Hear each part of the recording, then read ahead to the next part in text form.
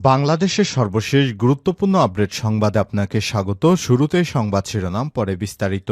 শুরুতেই জানাবো, বাংলাদেশের সংখ্যালঘুরা আগের তুলনায় বেশি নিরাপত্তা পাচ্ছে। ভয়েস অব আমেরিকার জরিপ প্রকাশ। ভয়েস অব আমেরিকা বাংলার এক জরিপে দেখা গেছে, বাংলাদেশের অধিকাংশ মানুষ মনে করেন অন্তর্বর্তীকালীন সরকার দেশের ধর্মীয় এবং জাতিগত সংখ্যালঘু গোষ্ঠীকে বিগত আওয়ামী লীগ সরকারের চেয়ে বেশি নিরাপত্তা দিতে পেরেছে। জরিপের ফলাফলে নিরাপত্তা নিয়ে সাধারণ মুসলিম এবং অমুসলিমদের মধ্যে কিছুটা পার্থক্য লক্ষ্য করা গেছে। এদিকে আইনজীবী সাইফুল হত্যায় জড়িত সন্দেহে আরও একজন গ্রেপ্তার। চট্টগ্রামের আদালত চত্বরে সংঘর্ষের সময় আইনজীবী সাইফুল ইসলাম আলিফকে হত্যাকাণ্ডে জড়িত সন্দেহে আরও একজনকে গ্রেপ্তার করেছে পুলিশ। আজ রাতে চট্টগ্রাম মহানগর পুলিশের উপকমিশনার রিয়াজউদ্দিন এসব তথ্য নিশ্চিত করেন। এরপর জানাবো, আইনজীবী হত্যায় কাউকেই ছাড় দেওয়া হবে না বললেন ধর্ম উপদেষ্টা। গত ২৬শে নভেম্বর চিন্ময় কৃষ্ণ দাস ব্রহ্মচারীর মুক্তির দাবিতে সংঘর্ষের ঘটনা ঘটে। সাইফুল ইসলাম আলিফ নামে এক আইনজীবী নিহত হয়েছে। এই ঘটনায় জড়িত কাউকেই ছাড় দেওয়া হবে না বলে জানিয়েছেন অন্তর্বর্তীকালীন সরকারের ধর্ম উপদেষ্টা আফম খালিদ হোসেন। এদিকে সংখ্যালঘু নিয়ে ভারতের এই দ্বিচারিতা নিন্দনীয় এবং আপত্তিকর বললেন আসিফ নজরুল। ছাত্র সংগঠন, মাদ্রাসা ও রাজনৈতিক দলসহ বাংলাদেশের মানুষ সাম্প্রতিক দুর্গাপূজার সময় কিভাবে সংখ্যালঘুদের নিরাপত্তার জন্য কাজ করছে। দেশের সর্বশেষ চট্টগ্রামে আইনজীবী সাইফুল ইসলামকে নির্মমভাবে উস্কানিমূলকভাবে হত্যার পরেও বাংলাদেশের মুসলমানেরা অসীম সংযত এবং ধৈর্যের পরিচয় দিয়েছে।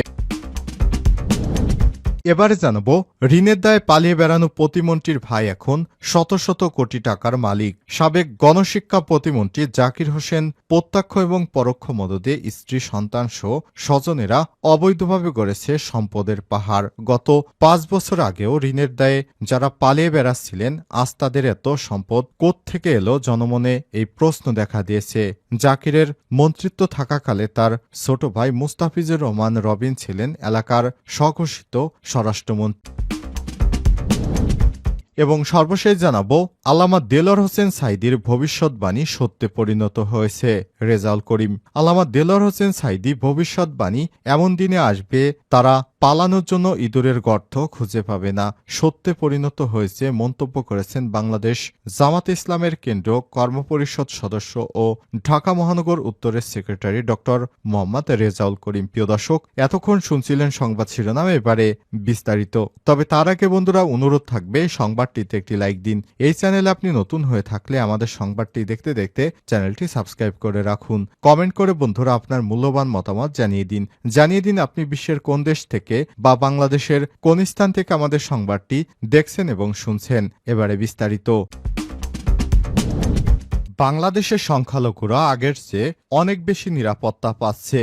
ভয়েস অব আমেরিকার জরিপ। ভয়েস অব আমেরিকা ভিওএ বাংলাদেশে এক জরিপ থেকে দেখা গেছে, বাংলাদেশে অধিকাংশ মানুষ মনে করছেন অন্তর্বর্তীকালীন সরকার দেশের ধর্মীয় এবং জাতিগত সংখ্যালঘু গোষ্ঠীকে বিগত আওয়ামী লীগ সরকারের চেয়ে বেশি নিরাপত্তা দিতে পারছে। জরিপের ফলাফলে নিরাপত্তা নিয়ে সাধারণ মুসলিম ও অমুসলিমদের মধ্যে কিছু পার্থক্য লক্ষ্য করা গেছে। গত অক্টোবর মাসের শেষ দিকে পরিচালিত এই জরিপে ৬৪.১% উত্তরদাতা মনে করেন আওয়ামী লীগ সরকারের তুলনায় অন্তর্বর্তীকালীন সরকার সংখ্যালঘু জনগোষ্ঠীর জন্য বেশি নিরাপত্তা নিশ্চিত করতে পেরেছে। মাত্র ১৫.৩% উত্তরদাতা মনে করেন বর্তমান সরকারের সময় সংখ্যালঘুরা আগের চেয়ে কম নিরাপত্তা পাচ্ছেন। আর ১৭.৯% উত্তরদাতা মনে করেন পরিস্থিতি অপরিবর্তিত রয়েছে।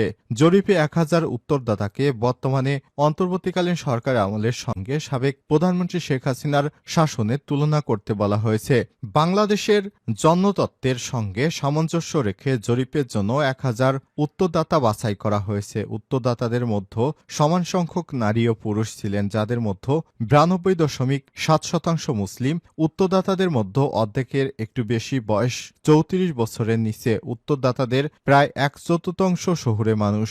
আওয়ামী লীগ সরকারের পতনের পর, বিশেষ করে ৫ই আগস্টের পর সংখ্যালঘু সম্প্রদায়ের উপর আক্রমণ বৃদ্ধি পায়। দেশের বিভিন্ন স্থানে সংখ্যালঘুদের বাড়িঘর, ব্যবসা প্রতিষ্ঠান এবং উপাসনালয়ে ভাঙচুর ও অগ্নিসংযোগের ঘটনা ঘটে। মানবাধিকার কর্মী নুরজাহান খান জানান, এসব আক্রমণের পেছনে রাজনৈতিক এবং ধর্মীয় উভয় কারণ কাজ করছে। পঞ্চগড়ে আহমদিয়া সম্পদের বাড়িঘরে অগ্নিসংযোগের মতো ঘটনা এর উদাহরণ। বাংলাদেশে মানবাধিকার কর্মী নূর খান বলেন, আমরা দেখেছি সংখ্যালঘুদের রাজনৈতিক সম্পৃক্ততার কারণে তাদের উপর আক্রমণ হয়েছে, আবার শুরু সংখ্যালঘু হওয়ার কারণেও তাদের উপর আক্রমণ হয়েছে। পঞ্চগড়ে আহমদিয়াদের আবাসস্থলে আক্রমণ হয়েছে, অগ্নিসংযোগ করা হয়েছে। আইনজীবী হত্যায় কাউকে ছাড় দেওয়া হবে না, ধর্ম উপদেষ্টা। গত ২৬শে নভেম্বর চিন্ময় কৃষ্ণ দাস ব্রহ্মচারীর মুক্তির দাবিকে ঘিরে সংঘর্ষের ঘটনায় সাইফুল ইসলাম আলিফ নামে এক আইনজীবী নিহত হয়েছেন। এই ঘটনায় জড়িত কাউকে ছাড় দেওয়া হবে না বলে জানিয়েছেন অন্তর্বর্তীকালীন সরকারের ধর্ম উপদেষ্টা আফম খালিদ হোসেন। শুক্রবার সকালে চট্টগ্রামের লোহাগাড়ায় সাইফুল ইসলাম এর কবর জিয়ারত শেষে সাংবাদিকদের এক প্রশ্নের জবাবে তিনি এসব কথা জানান। ধর্ম উপদেষ্টা বলেন, আইনজীবী সাইফুল ইসলাম আলিফের হত্যাকারীদের কাউকে ছাড় দেওয়া হবে না, অপরাধীদের শনাক্ত করে দৃষ্টান্তমূলক শাস্তি নিশ্চিত করা হবে। তিনি আরো বলেন, বর্তমান সরকারকে বেকায়দায় ফেলার জন্য দেশি বিদেশি একটি গোষ্ঠী বেশ তৎপর রয়েছে। কোনোভাবেই তাদের অভ্যন্তরীণ সৌন্দর্য, সম্প্রীতি ও শান্তি শৃঙ্খলা যেন বিনষ্ট না হয় সে ব্যাপারে সচেতন থাকতে হবে। এ সময় প্রাথমিক ও গণশিক্ষা মন্ত্রণালয়ের উপদেষ্টা অধ্যাপক ডাক্তার বিধানরঞ্জন রায় পোদ্দার উপস্থিত ছিলেন। পরে দুই উপদেষ্টা সাইফুল ইসলামের পরিবারের সদস্যদের সঙ্গে সাক্ষাৎ করেন এবং আর্থিক সহায়তার চেক তুলে দেন। এর আগে মঙ্গলবার ২৬শে নভেম্বর সম্মিলিত সনাতনী জাগরণ জোটের মুখপাত্র চিন্ময় কৃষ্ণ দাস ব্রহ্মচারীর জামিন নাকচ হয় তার অনুসারীরা আদালত প্রাঙ্গণে বিক্ষোভ করেন। এ সময় সংঘর্ষের মাঝে পড়ে সাইফুল ইসলাম আলিফ নামে এক আইনজীবী নিহত হয়। আইনজীবী সাইফুল হত্যায় জড়িত সন্দেহ আরও একজন গ্রেপ্তার। চট্টগ্রামের আদালত চত্বরে সংঘর্ষের সময় আইনজীবী সাইফুল ইসলাম আলিফকে হত্যাকাণ্ডে জড়িত সন্দেহে আরও একজনকে গ্রেপ্তার করেছে পুলিশ। বুধবার ২৭শে নভেম্বর রাতে চট্টগ্রাম মহানগর পুলিশের উপকমিশনার অপরাধ রিয়াজউদ্দিন এসব তথ্য নিশ্চিত করেছেন। তিনি জানান, গ্রেপ্তার ব্যক্তির নাম রাজীব ভট্টাচার্য সুমন। বুধবার সন্ধ্যায় পুলিশের গোয়েন্দা শাখা ডিবির উত্তরে একটি দল অভিযান চালিয়ে তাকে গ্রেপ্তার করে। হত্যার সময় তাকে ঘটনাস্থলে দেখা গেছে, ছবি দেখে তাকে শনাক্ত করা হয়েছে। আইনজীবী হত্যা মামলায় এ পর্যন্ত ৭ জনকে গ্রেপ্তার করেছে পুলিশ। গতকাল মঙ্গলবার বিকেলে চট্টগ্রাম আদালত ভবনের মূল ফটকের সামনে রঙ্গম সিনেমা হল সংলগ্ন এলাকায় আইনশৃঙ্খলা রক্ষাকারী বাহিনী ও আইনজীবীদের সঙ্গে বাংলাদেশ সম্মিলিত সনাতনী জাগরণ জোটের মুখপাত্র চিন্ময় কৃষ্ণ দাস ব্রহ্মচারীর অনুসারীদের সংঘর্ষ হয়। এ সময় সাইফুল ইসলামকে কুপিয়ে হত্যা করা হয়। তিনি সরকারি এপিপি ছিলেন। আজ সকালে চট্টগ্রাম নগরে নিহত সাইফুল ইসলামের স্মরণে তার আইনজীবীরা তাদের একত্র করে তাদের আইনজীবীকে মৃত্যুর ঘটনা